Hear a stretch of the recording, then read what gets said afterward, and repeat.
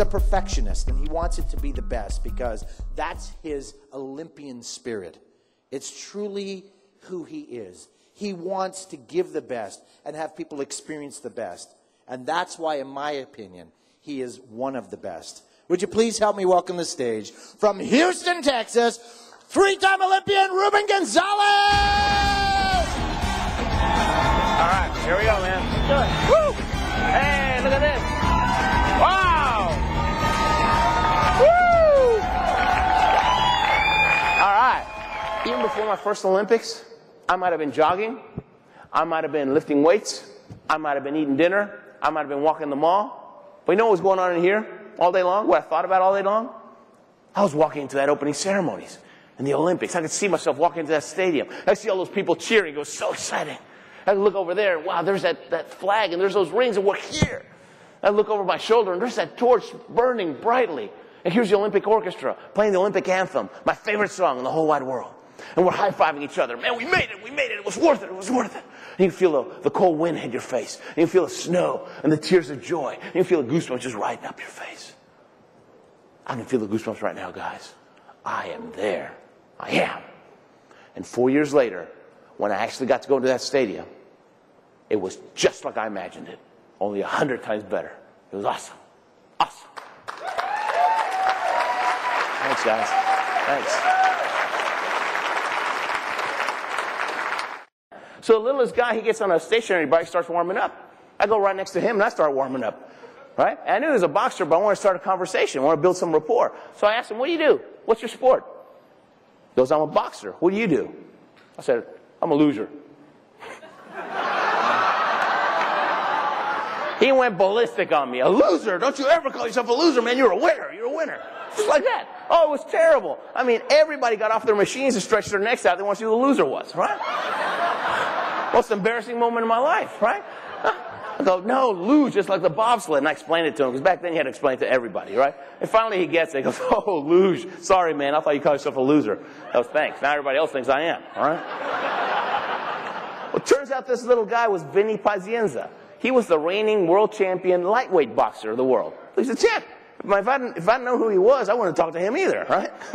Well, when I figured out who he was, I asked him, Vinny, tell me something. Why did you freak out when you thought I called myself a loser? And he goes, Ruben, you ought to know better. Champions don't call themselves losers. See? Winners don't call themselves stupid. They just don't. You walk up to the start, your hands get sweaty, your mouth gets dry, the hair starts standing in the back of your neck. Because you know what can happen down there. Coach gives you a little pat in the back, moves to the side, you test your finger spikes. They feel good. Visor goes down, click, you grip the handles, and it's 1, 2, 3. And you paddle furiously to build up speed. And you lay down. And in no time, you're doing 50, 60, 70, 80 miles an hour. And as the speed increases, so does the fear. And the world's just doing this. And you're focused on a spot about 30 feet in front of you, just flying down that track.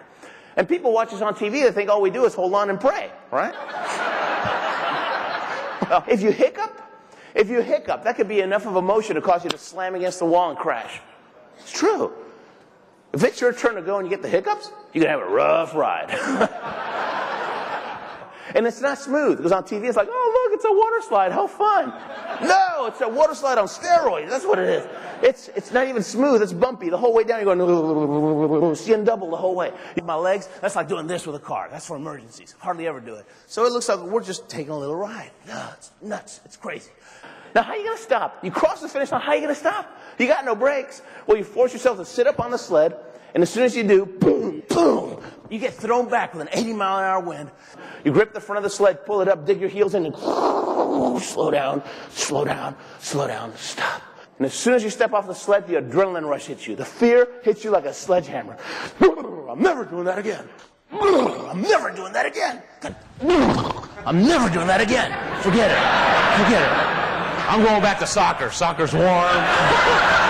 Soccer's soft. You don't get hurt in soccer. I was a soccer player. What was I thinking? Why did I do the luge? Why did I do ping pong or something like that? Curling, that'd have been good. No. And you want to quit with every fiber in your being, because the fear is that strong.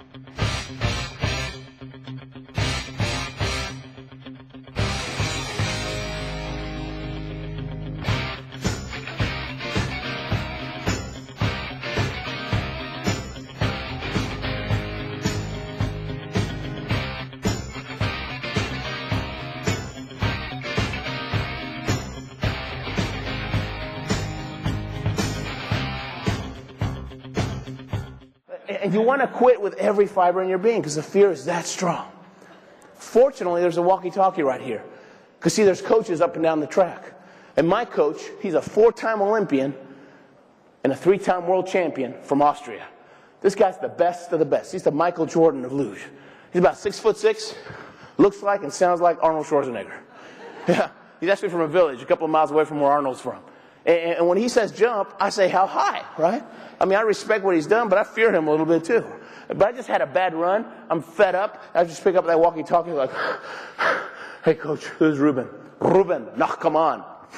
Bad news, okay? Nothing good has ever come after knock, come on. My knees are shaking now for a different reason. He goes, Ruben, knock, come on. You must point your toes more. And Ruben, put your head further back. And Ruben, you were so late on curve 6. You must still harder on curve 6. And Ruben, relax, relax.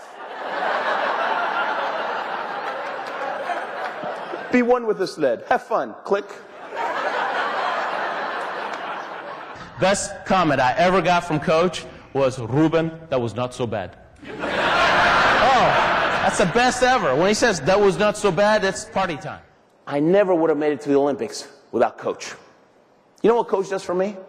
In 15 seconds on that walkie-talkie, you know what he does for me? He helps me take the eyes off the fear and put the eyes back on the dream, the Olympics. You guys are going to have a bad day once in a while. You're going to have a bad week. You're going to have a bad month. And once in a while, you're going to have a bad year. Everybody does. I have. It's just life. I've had years when it seemed like no matter how hard I tried, nothing seemed to work out.